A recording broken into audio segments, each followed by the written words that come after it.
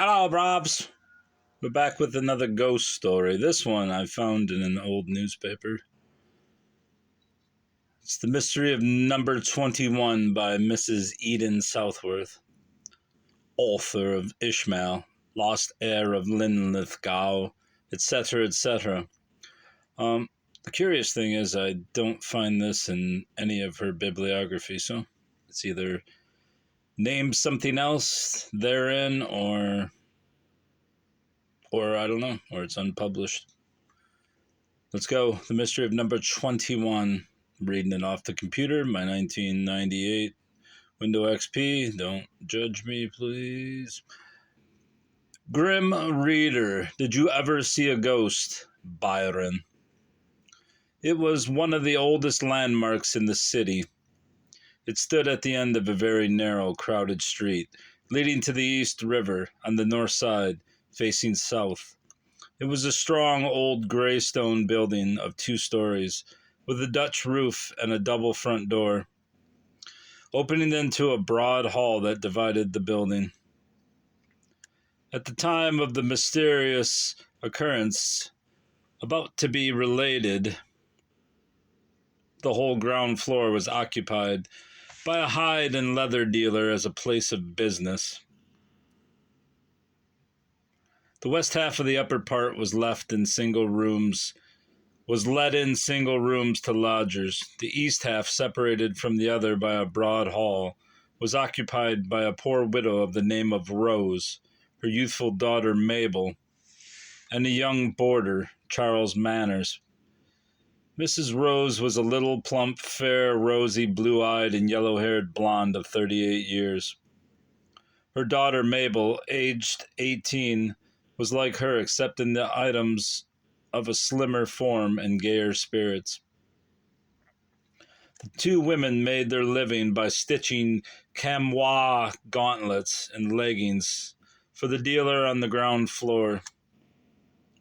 Their boarder, Charles Manners, was a young Georgian, ruined by the war, who had come to New York about a year before to find work, and after incredible discouragements, difficulties, and perseverance on his part, found work as a city reporter on one of the smaller newspapers, and as super on any stage where an army or a mob might be temporarily needed.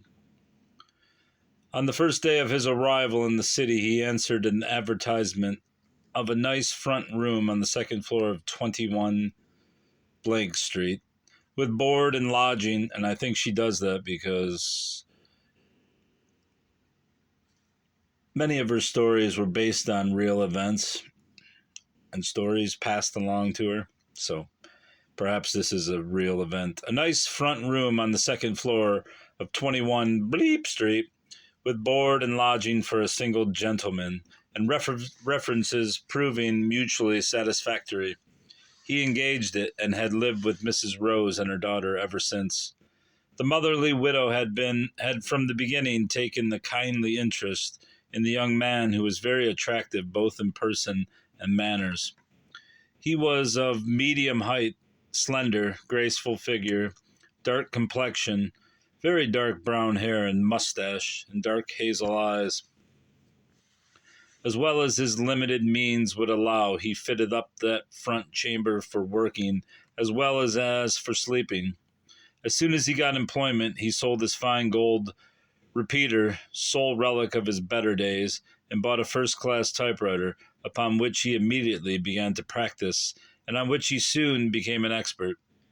He was a very industrious worker, and between running about in the morning to collect news, going to the theater in the afternoon to rehearse, fighting with the army or shooting with the mob on the stage at night, and sitting up until nearly dawn to write up his articles, his days and nights were very full, and indeed crowded with work.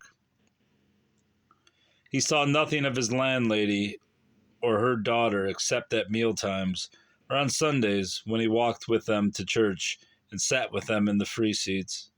As the days passed, one natural and inevitable event happened. The handsome young journalist and the widow's pretty daughter fell in love with each other. The mother saw it with dismay, But she was a gentle, weak, tender creature, and she did not interfere with their inclinations. Poor things, she sighed to herself. He's a good young man, and she's a good girl, and I'm not going to fly in the face of Providence. He made love and marriage. I didn't. So on Sunday evening, and on every other opportunity, the young people walked and talked together without hindrance.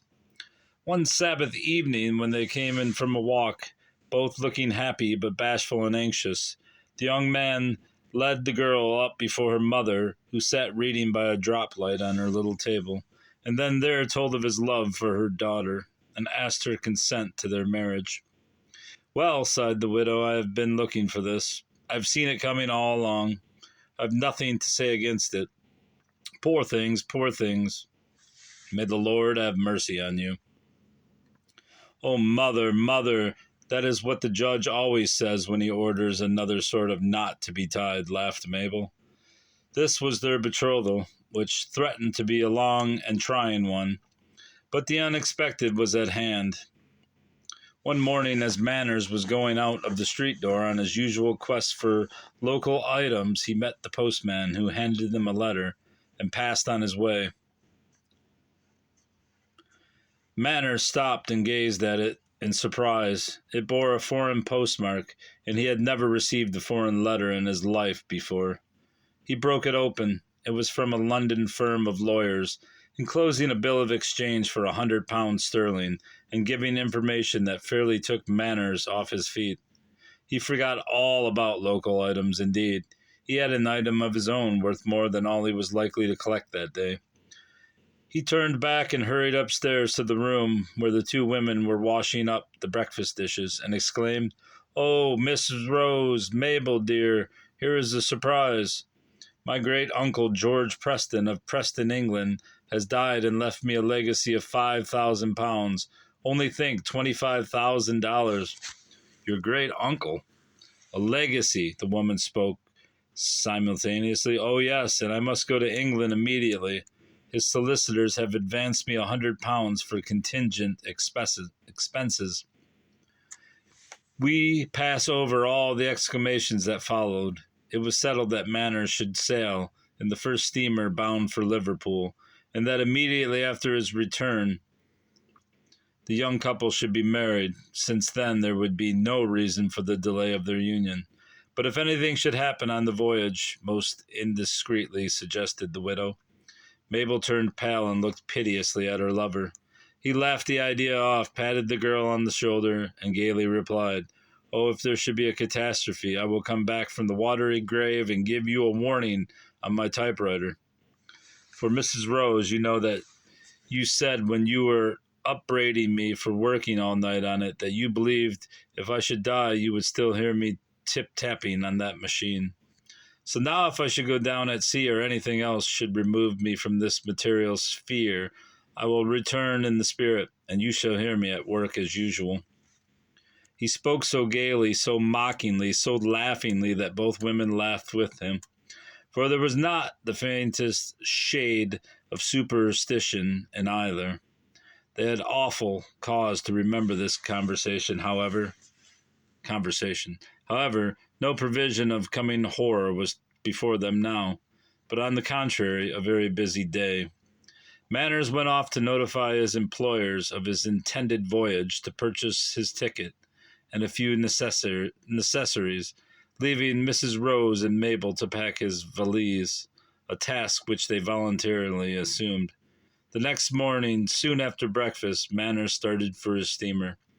Mrs. Rose and Mabel walked with him down to the pier where the steamer lay, went on board, and remained by his side on the crowded and noisy deck until the peremptory order, "All ashore," compelled them to take a hasty leave of the young man, whose last words were that he would keep a diary of his voyage, mail it as soon as the ship reached Liverpool, and thereafter write to his beloved by every mail until he should embark for home.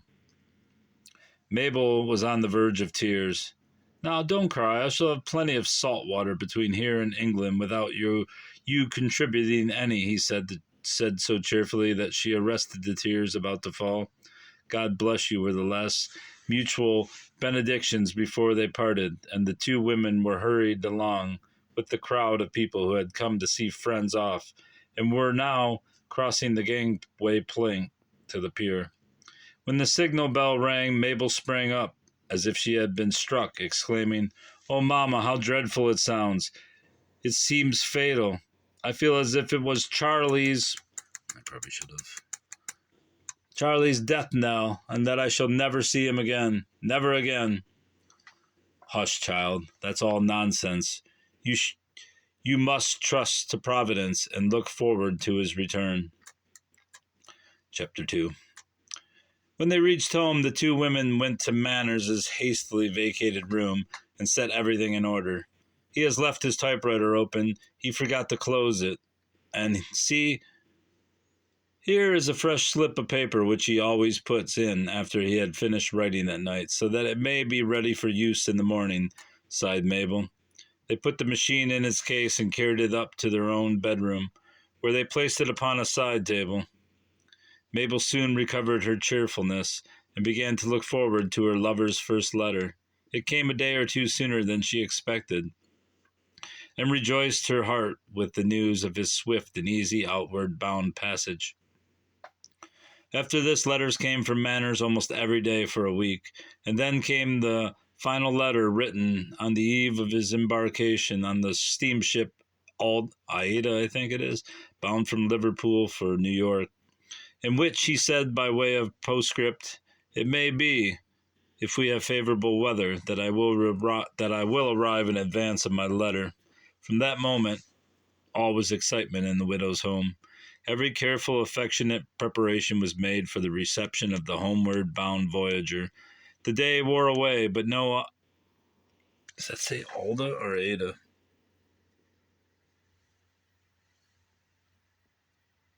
I don't even know where the hell I am. But no Ada was reported. The next morning dawned, but still no Ada. Mabel was impatient, but not anxious. Before night on that fatal Friday, an awful equinoctial storm gathered and broke over land and sea and raged with unusual violence. Disasters at sea were reported almost every hour, but no news, good or bad, came of the missing Aida. Now several days overdue, Mabel was distracted, demoralized. She could neither eat, work, nor sleep. Day and night she would walk the floor, wringing her hands and raving. At length her mother had to treat her as she would have treated the fractious and suffering baby. She gave her a good dose of paregoric, which, as the girl was quite unaccustomed to the drug, effectually quieted her excitement. For the first time in several days she allowed herself to be undressed and put to bed like an infant, and there she lay perfectly serene, though not asleep. The poor mother, now that her child was calmed, resigned herself to slumber for the first time since that terrible storm had convulsed the air, earth, and ocean. But Mabel lay in tranquil exultation, which was as delightful as it was wonderful to her. Presently, as she lay entranced in that blessed calm, she heard a sound in the silent room that almost caused her heart to cease its pulsations. "Listen!" Click, click, clicker, click, click, click, clicker, click. She held her breath, sat up in the bed, and bent forward. The gas had been turned low in the room, which was therefore dimly lighted, but yet it served to show the typewriter on the table before the window, still undisturbed in its case, yet the sound of operating distinctly audible. The motion was irregular, rapid in short runs, and then slow and separate clicks. Click, click, click, click, click, clicker, click. If it had not been for the controlling influences of the drug, Mabel must have been frightened half to death. All she felt now was a profound awe that produced the quietness of body and mind like that of a trance. It was all clear, solemnly, awfully clear now. The Aida had foundered at sea in that terrible tempest. Charlie had gone down with the rest. And yet he was not dead. He had come back as he promised to warn them of his fate. He was even then writing the message on that closely covered machine, where no mortal hand could possibly slip in. All calmed her like death. She would not wake her mother, but some subtle sympathy stole into the woman's sleeping senses and disturbed her. She sat up in bed and asked, "What is it, dear?" "Mother." "Listen, listen," whispered Mabel. Click, click, click, click, click, click, click, went the machine. "Heavenly powers," breathed the mother in an expiring tone. "He is drowned, mother, but he is living. He is here. Listen. Click, click, click, click, click, click." "I hear," gasped the widow. In another moment, both women were out of bed, standing before the covered machine, which was still slowly clicking. "Let us take off the covers," suggested the widow. "No, no, wait until he stops," muttered Mabel. "He has stopped now," whispered her mother. They unstrapped the case and raised the cover between them, turned up the platen, and saw a line written. "Heavenly powers, heavenly powers," panted Mrs. Rose. "Oh, turn up the gas, and let us read it," gasped Mabel. Mrs. Rose went and did as requested, and illuminated the room. Then she returned to her daughter's side, and they read the line, or rather failed to read it, for it was unintelligible to them. "Here it is." "What does it mean, mother?" muttered Mabel. "I don't know," she whispered back. "Oh, mother, mother, how awful," murmured Mabel. "We hear of such things every day in the so-called spirit seances, but I never believed in them. Never," breathed the perplexed and mystified widow. "I know if spirits could come back, your poor dear father would have come to us.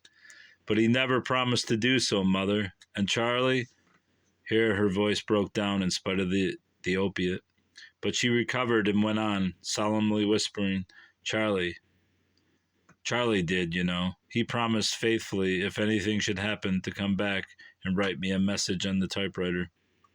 "He was joking," said her mother.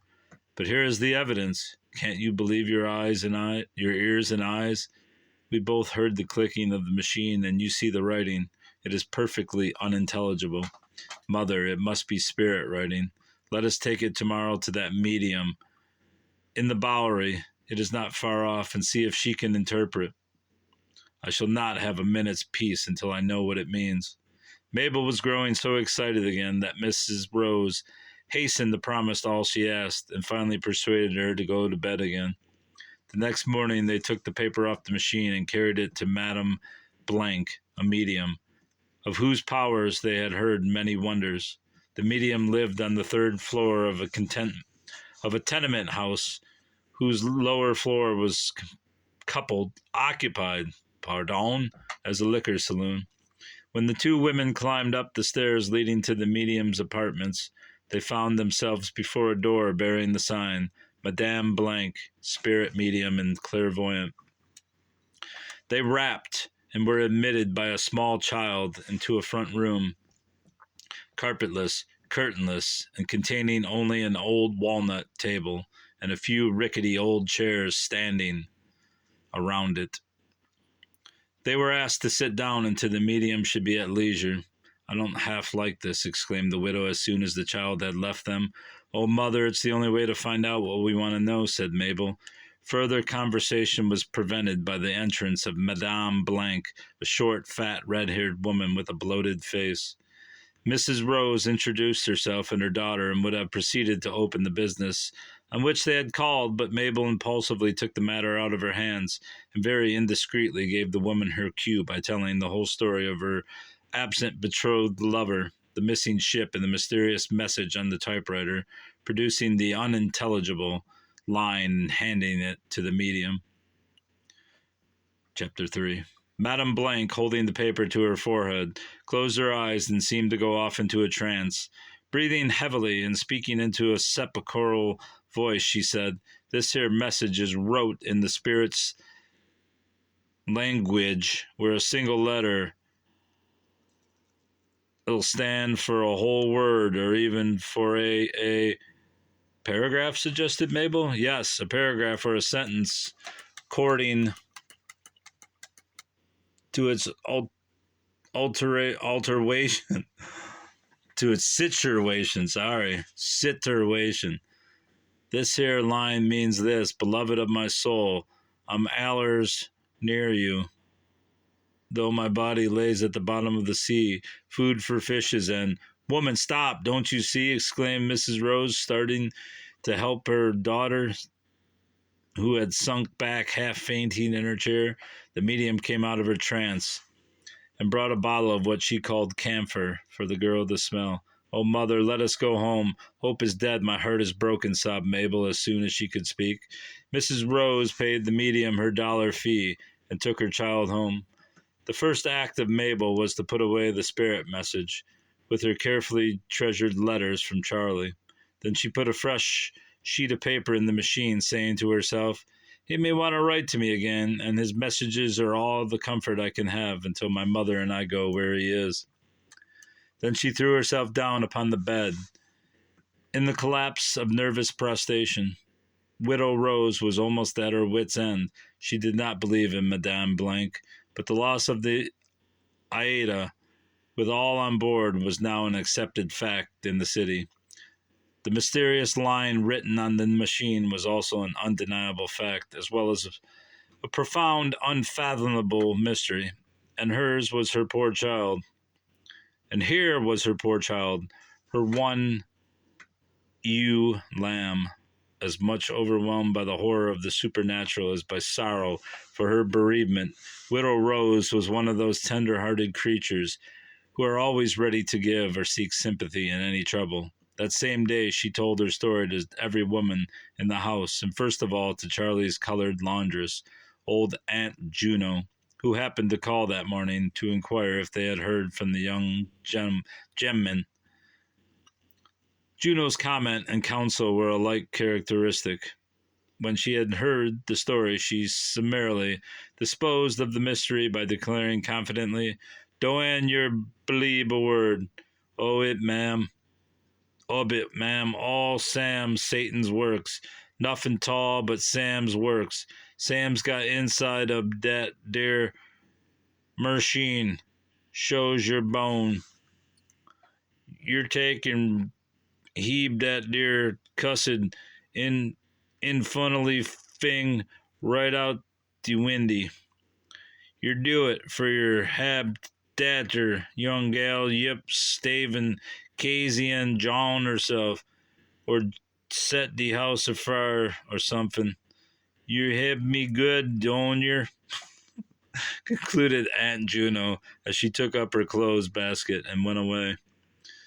Mrs. Rose shuddered. She had not herself been free from fears of her daughter's sanity, but she was undecided as to what she could do. Of course, she never thought of throwing poor dear Charlie's typewriter out of the window, but she thought perhaps she might steal it away while Mabel slept and lock it up in the garret cuddy.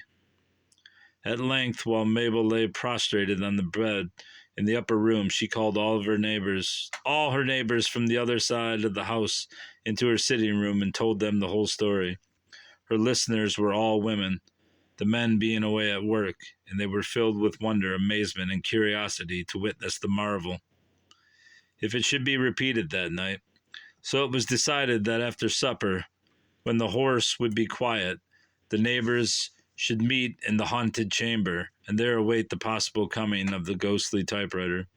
Punctually at 10 o'clock, a small company of women met in the upper room where Mabel lay on the outside of the bed in a deep sleep of mental and physical prostration, and where the possessed typewriter stood on the little table.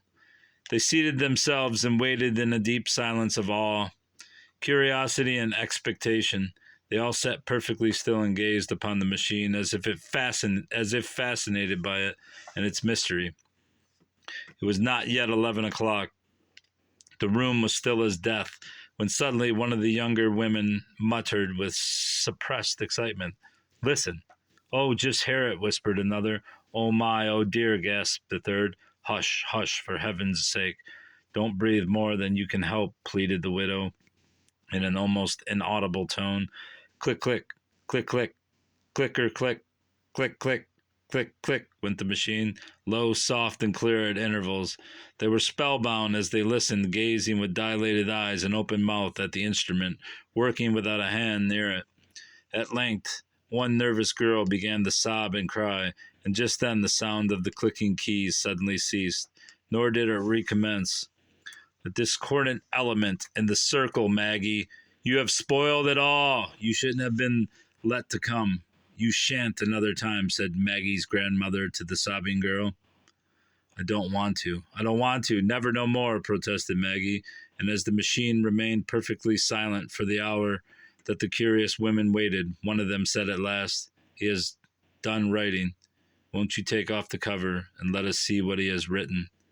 I'm sorry, but I cannot. The message, if there is anything in it, is for my poor child and is sacred. After she has seen it, she can show it to all of you if she pleases.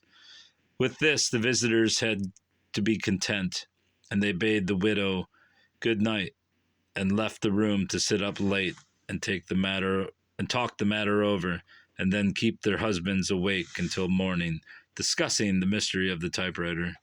To be continued next week. I do want to see about this Alda or Ida. There it is. It might be Alda. It is the Alda.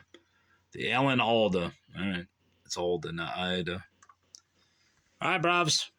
Goodbye until next time.